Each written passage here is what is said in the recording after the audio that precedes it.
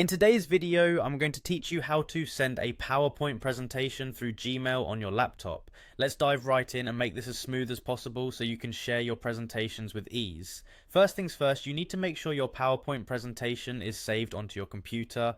This is crucial because without a local copy, you won't be able to attach it to your email. So while in PowerPoint, simply click on File in the upper left corner, then Save As, and choose the desired location on your computer, like your desktop or a dedicated folder for presentations.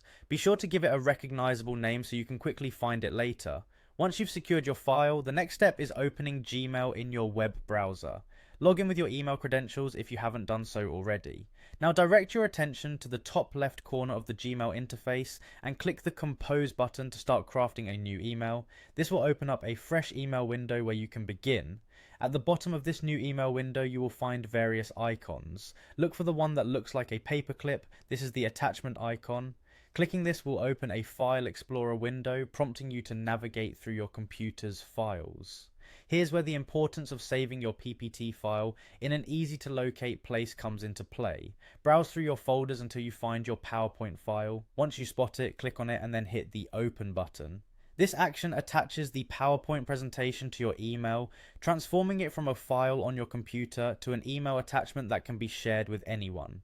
With the file attached, turn your focus to the recipient's details. In the To field, enter the email address of the person or people you wish to share the presentation with. Next, fill out the subject line. It's always good practice to enter a subject that gives the recipient an idea of what's inside. Something like quarterly presentation slides or marketing plan overview could be appropriate. Below the subject you have the body of the email. Here you can type a short message providing any necessary context or instructions related to your presentation.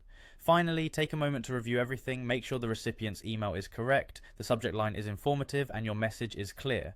Once you're satisfied with everything, go ahead and click Send. Congratulations! You've successfully sent your PowerPoint presentation through Gmail, allowing your audience to access it effortlessly. And there you have it, a quick and easy way to share those important PowerPoint files with your colleagues, friends, or clients. If you found this guide helpful, feel free to explore more tips and tricks for efficient email communication.